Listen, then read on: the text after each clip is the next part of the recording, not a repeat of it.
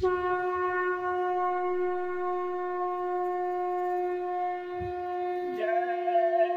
गुरुदेव। जय गुरुदेव।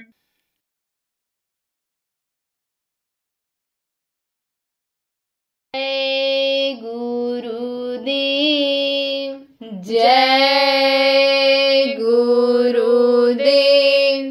कैसे करूं कसक उठी भारी,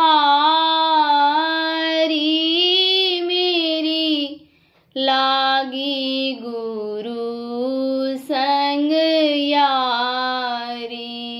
कैसे करूं कसक उठी भारी, मेरी लागी गुरु संग यारी। दम दम तड़पूं छीन छीन तरसूं।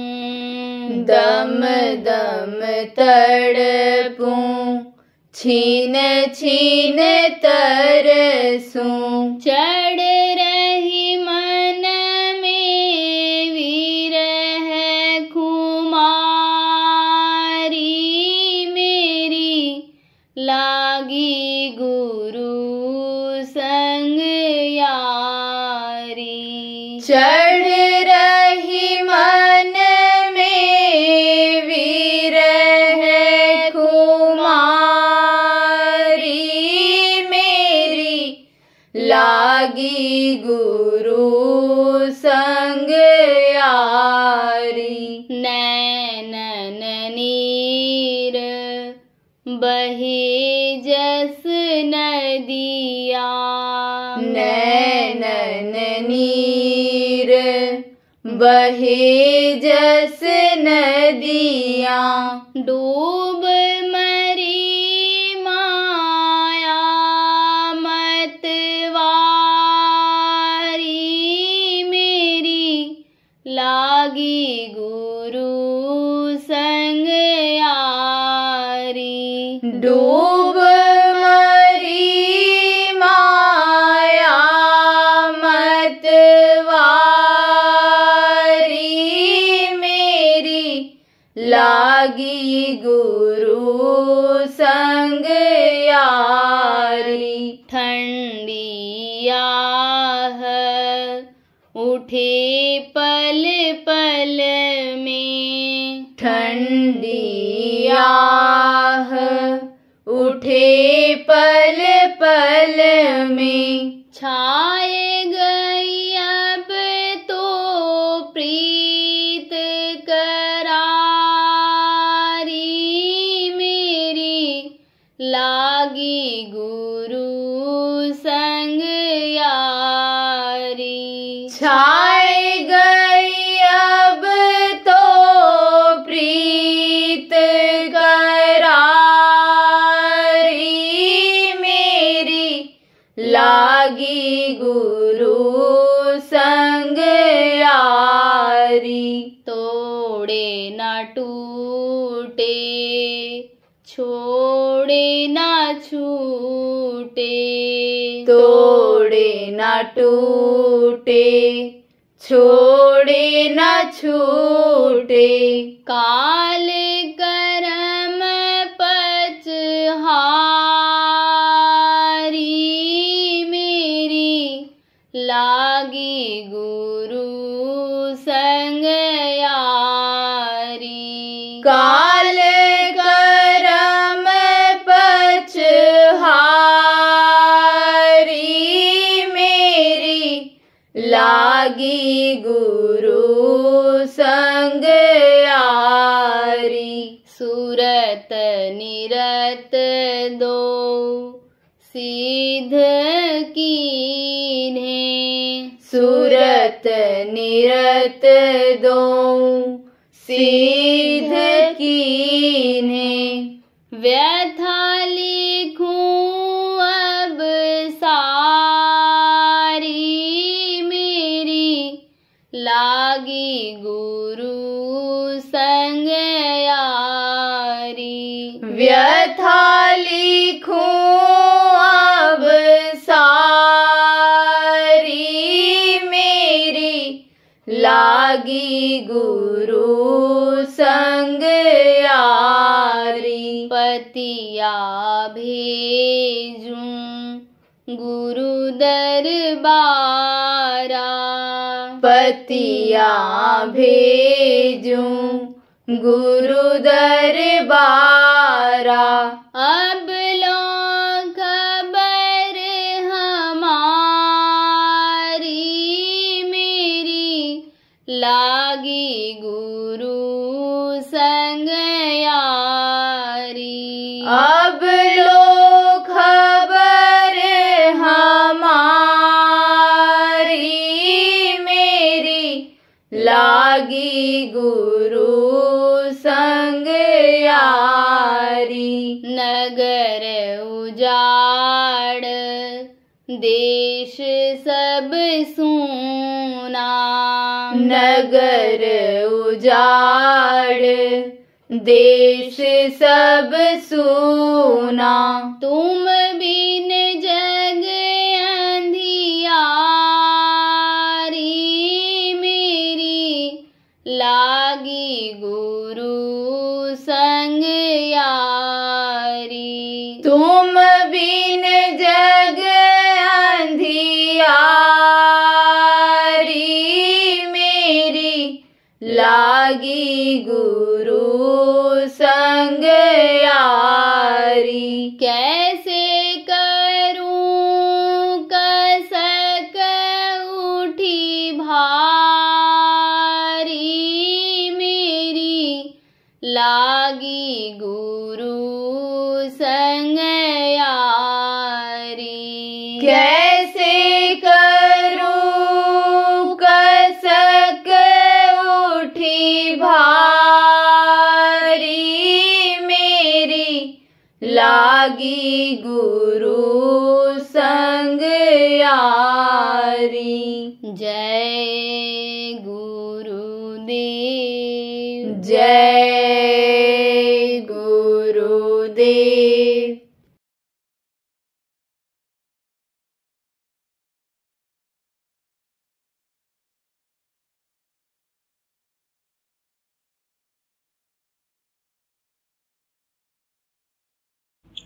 तो एक महात्मा जी थे, कुटी बना करके रहते थे, एकांत में अपना भजन भाव भक्ति करते रहते थे।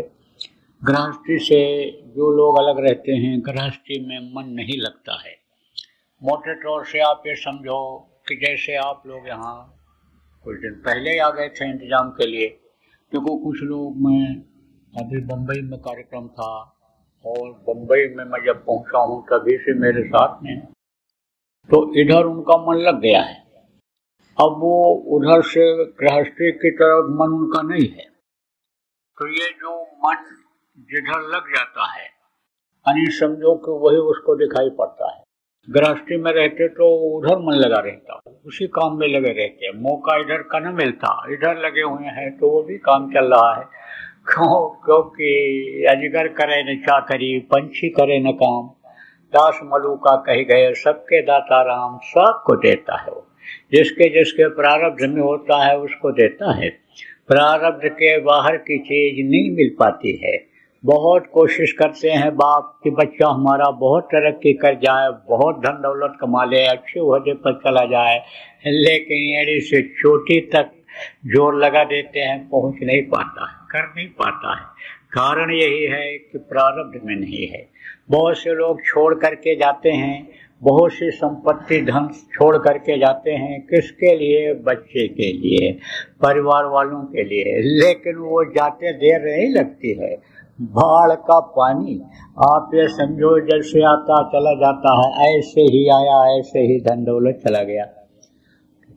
तो महात्मा लोग क्या करते थे, भजन भाव भक्ति वाले लोग क्या करते थे, जब जानकारी इस बात की हो जाती थी कि ये चीजें हमारे काम में बाधक हैं, तो उससे समय निकाल करके और फिर वो अपना स्थान बना लेते थे। तो महात्मा तो क्या होते हैं, उनको तो त्याग का उदाहरण भी पेश करना रहता है।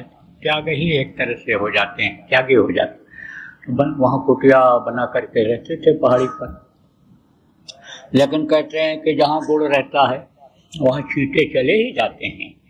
तो जब वहाँ कुछ मिलता था, क्या मिलता था, कुछ सीख मिलती थी, कुछ जानकारी मिलती थी, गृहस्थ आश्रम में कैसे रहा जाए, किस तरह सुख और शांति प्राप्त की जाए, तो महात्माओं के पास गांव के लोग जाया करते थे, सत्संग सुनते थे, कर्मों को अपने सेवा करके काटते थे, उसका फल उनको मिलता था, सुखी रहते थे। जो उम्मीद नहीं रहती थी उनको कामयाबी की, वो भी उम्मीद मिल जाती थी, तो वहाँ जाया करते थे।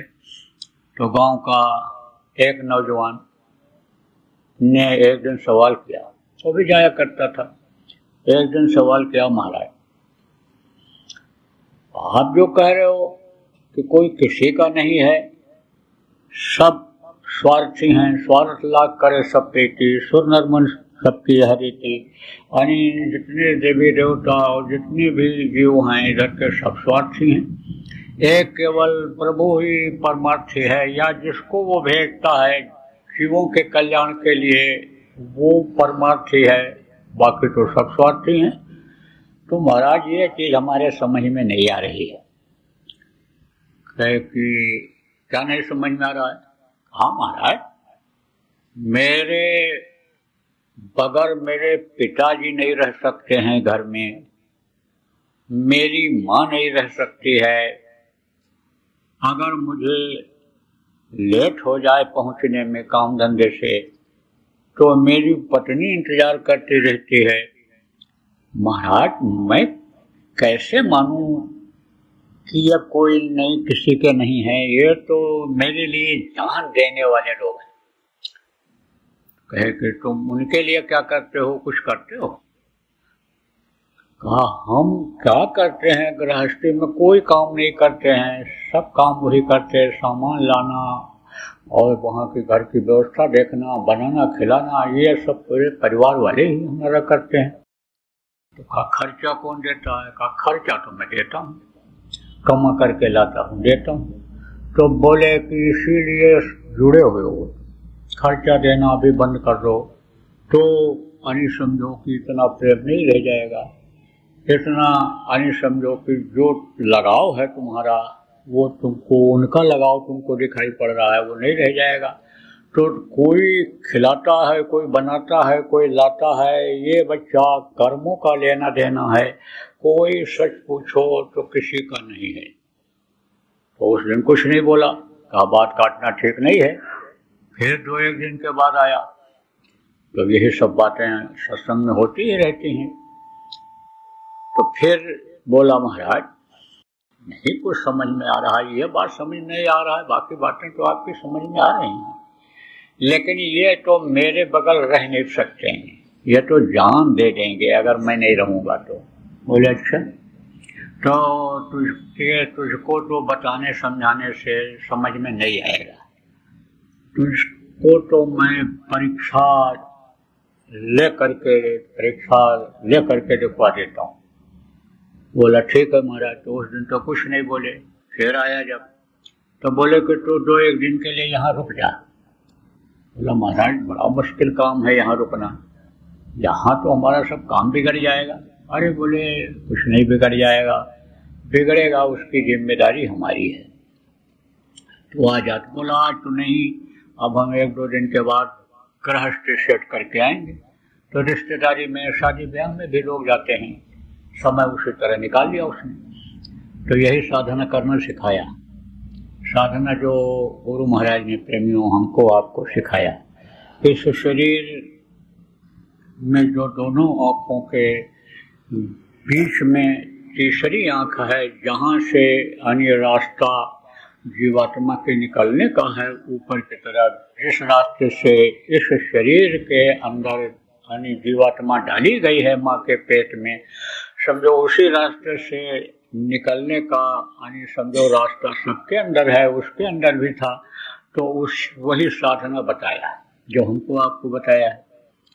क्या होता है कि जब इस शरीर को जीवात्मा छोड़ती है, ऊपर जाती है, तो कुछ दूर तक इस शरीर का बोध ज्ञान रहता है, ये मालूम पड़ता है कि देखो ये हमारा शरीर पड़ा हुआ है, आँख है, कान है, ये है, या फिर समझो जब ज्यादा दूर निकल जाती है, अपने वतन की तरफ जाती है, तब ये सब भूलता है, तब होश में आदमी नहीं रहता है, कुछ दूर तक होश में रहता है, दोनों का भान ज्ञान होता है, कोई बोलता है तो सुनता भी है, और अगर याद आ गया कि इधर हमको देखना है क्या हो रहा है, तो ऐसे पलक उठ जाती है, ऐसे देख लेता है। फिर जैसे नींद में आदमी रहता हो और आँख ऐसे खोलता हो फिर बंद कर लेता हो, ऐसे ही चेतना रहती है कि हम इनसे बात कर रहे हैं, लेकिन रात को जगे हो, नींद पूरी नहीं हुई है, तो बात करते करते ऐसे आँख बंद हो जाती है, फिर उसके बाद ऐसे खुल जाती है।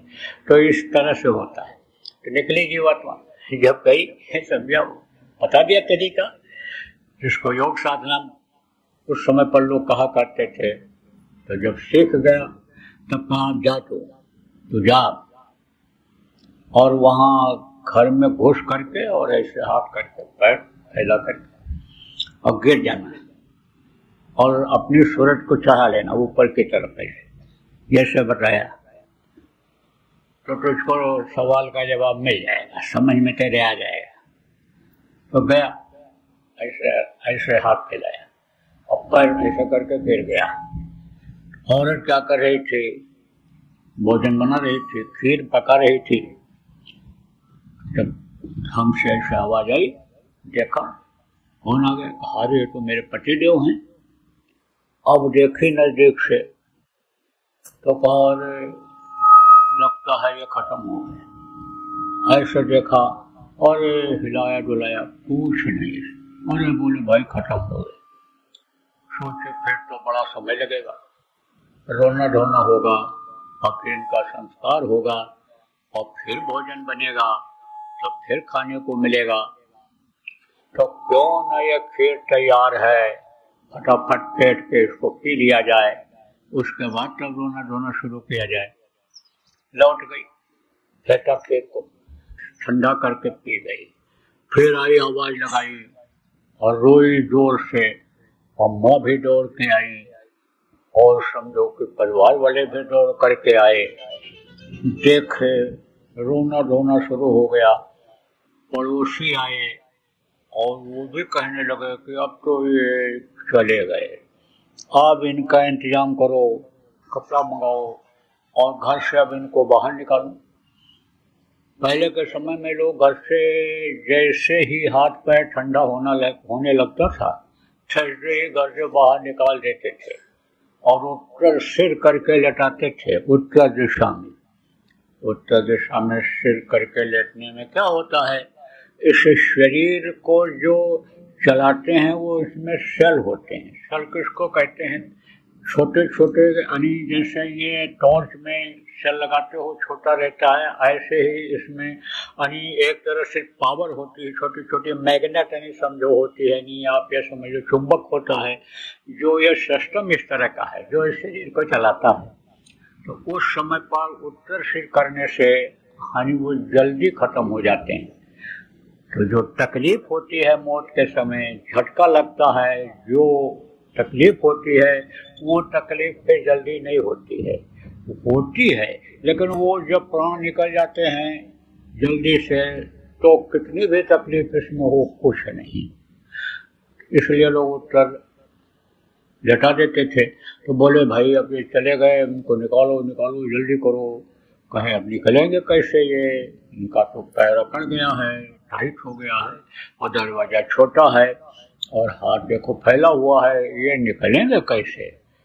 तब किसी ने कहा कि दरवाजा निकाल दो। तो परिवार वाले कुछ नहीं बोले, बोले कि और कोई उपाय देखो। लोगों ने कहा और कोई उपाय नहीं है। तो औरत बोली अब इनसे क्या मोह है, इनका हाथ को मैं काट दिया जाए, हाथ पर काट दो, काट करके बांध करके जला दो। अब क्या करोगे, कौन बनाएगा हमारा घर, कौन बनाएगा दरवाजा, फिर कैसे लग पाए। चर्चा ही हो रही थी, भाई हाथ पैर काटना ठीक नहीं है, आज तक किसी भी मुर्दा का हाथ पैर नहीं काट करके और संस्कार किया गया। तब तक देखा उधर महात्मा जी आ रहे हैं। लोगों ने कहा वो गुरु जी आ रहे हैं, गुरु जी आ रहे हैं, गुरु जी के यहाँ ये जाता था। गुरु जी ही बचा सकते हैं, महात्मा जी ही बचा सकते हैं। महात्माओं में पावर होती है, वेद के विधान को भी बदल देते हैं।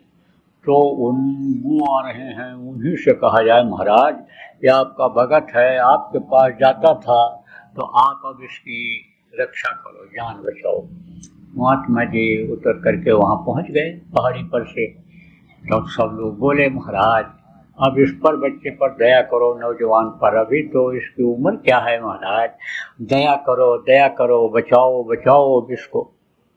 बोले भाई बचाया तो जा सकता है, जड़ी तो मेरे पास है, उस जड़ी को मैं बट करके पीस करके पानी में घोल करके तैयार करूंगा, और उस गिलास को जो पी लेगा, कोई भी पी लेगा, तो यह बच्चा बच जाएगा।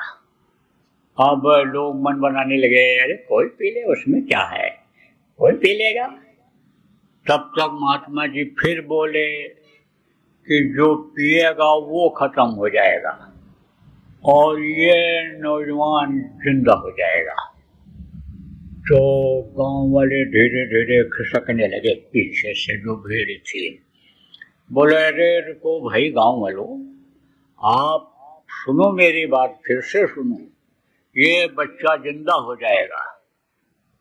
गिलास छड़ी का पीने के बाद ये बच्चा जिंदा हो जाएगा, लेकिन वो खत्म हो जाएगा जो पिएगा। तो अभी ये देखो मैं तैयार करता हूँ, बताओ आप लोगों में से कोई पियोगे? तो ना किसी ने हाँ कहा, ना किसी ने ना कहा, एकदम रफू चक्कर हो गए, खिसक गए सब। लेकिन दूर दूर से खड़े देखते रहे। महात्मा जी ने कहा अच्छा लाओ, पानी लाओ, हम बटते हैं, तैयार तो करें। तैयार किया, बट करके, खुद बट करके तैयार किया और दिखाया। कहा कि बाप से कि आप पी लो, अब तो आपकी उम्र हो गई, बुढ़े आदमी हो, आपको तो जाना है, आज नहीं तो कल जाना ही है, बच्चा बच जाएगा, आप पी लो। और बुढ़ा बोला महाराज मैं ही घर की रखवाली करता हूँ, नहीं तो चोर सब सामान लेकर चले जाए, ये सब पैर फैला करके सोते हैं, मैं चला जाऊंगा तो कैसे काम बनेगा, मेरा रहना तो इस घर में जरूरी है। तो माँ की तरफ गिलास दिखाया, तो माँ ने कहा कि जो है, माँ की तरफ दिखाए, कहे माँ आप पी लो, आपका बेटा है, आप पी लो। तो माँ बोली कि मैं ही बुढ़े की सेवा करती हूँ, समय से रोटी बना के इनको खिलाती हूँ, नहीं इनको कोई पूछने वाला नहीं है, मैं चली जाऊंगी तो कैसे होगा, मैं ही रखवाली करती हूँ घर की, मैं ही इसको बहू को सब सिखाती हूँ, ये तो अभी नई नवेली दुल्हन है, इसको क्या पता गृहस्थी क्या होती है, कैसे चलती है। तब औरत से कहा, औरत को दिखाया कि तू ही पी ले, ये जिंदा हो जाएगा। कहा बोली कि मैं अगर पी लूंगी तो बुढ़िया बुढ़वा की सेवा कौन करेगा। तब दूर से लोग देख रहे थे, बोले भाई अब एक बार आप लोगों को फिर मौका देता, आप लोगों में से कोई पी लो। तो दूर से जो देख रहे थे वो भी और पीछे हट गए, लेकिन देख रहे हैं कि हो क्या रहा, सुन रहे हैं, देख रहे हैं। तब महात्मा जी बोले भाई जब कोई नहीं पी रहा है तो मुझे ही पीना पड़ेगा। गांव वाले उछल पड़े, अरे महाराज क्या बात आपने कह दिया है, अरे आपके मुंह में घी गुड़, आपके मुंह में घी गुड़ महाराज, अरे आपके कौन रोने वाले अच्छे बच्चे कच्चे हैं, आप महाराज पी लोगे तो इनका भला हो जाएगा, नौजवान जिंदा हो जाएगा महाराज। घर वालों के भी चेहरे पर मुस्कान आ गई। हाँ हाँ महाराज आप जिंदा कर दो, कोई बात नहीं है, अरे बोले हमसे प्रेम नहीं आप लोगों का? अरे पूरा प्रेम है महाराज, यही प्रेम आप बचा लो, यही प्रेम आपसे है कि बस आप बचा लो इस मेरे बेटे को। अब महात्मा जी पी लिए और फिर उसके पैर मरे, पैर अब उठ गया। अब वो उठ गया, समझ गया कि खेल खत्म हो गया। महात्मा जी अपना चल पड़े, पीछे पीछे चल दिया, वो भी भागा। अरे बोले क्यों आता है पीछे? तू जा बच्चों को देख अपना, वहां तेरे बगैर तो वहां पे। अरे महाराज ज्ञान हो गया, अब जानकारी हो गई, कोई किसी का नहीं है, स्वार्थ लाख करें सब प्रीति, स्वर निर्मन सबकी हरीति। ऐसे मृतलोक में, और मृतलोक में ही नहीं, अन्न पिंड ब्रह्मांड सभी लोकों में, अनिधर के नीचे के अन्न पिंड ब्रह्मांड सभी लोकों में सब स्वार्थी हैं। परमार्थी तो केवल एक परम पिता ही है जो और जैसे लोगों को यहाँ भेजा करता है।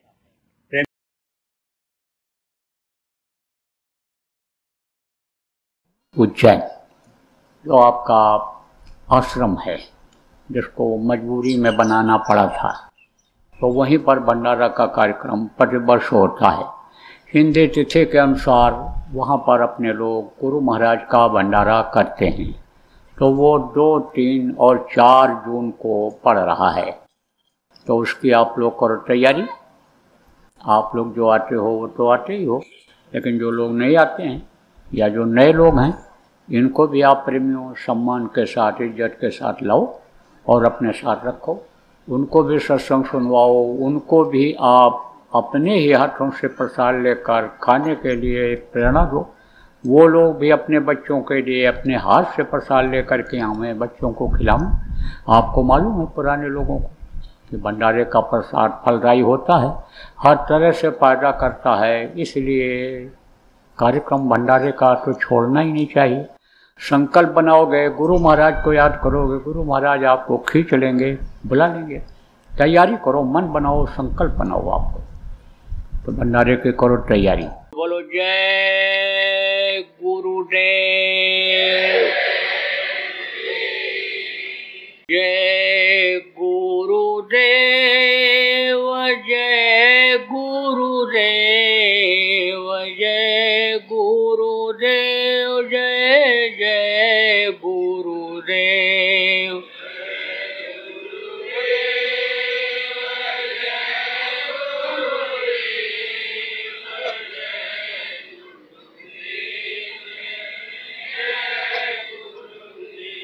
जय गुरुदेव, जय गुरुदेव, जय गुरुदेव, जय जय गुरुदेव।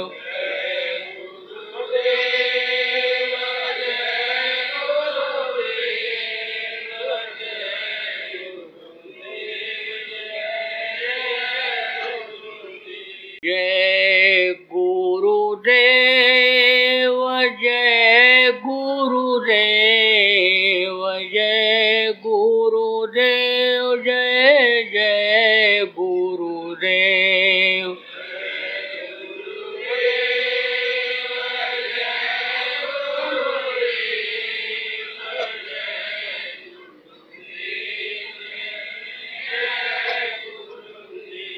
जय गुरुदेव, जय गुरुदेव, जय गुरुदेव, जय जय गुरुदेव।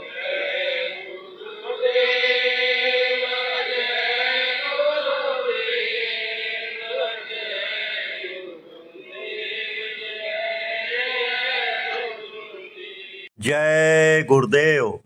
सरकारी व गैर सरकारी अनुदान के लिए बिना सत्संगियों के सहयोग द्वारा जनहित के कार्यों में लगी हुई बाबा जय गुरुदेव धर्म विकास संस्था का मुख्यालय पिंगलेश्वर रेलवे स्टेशन के सामने मक्सी रोड, उज्जैन, मध्य प्रदेश में है।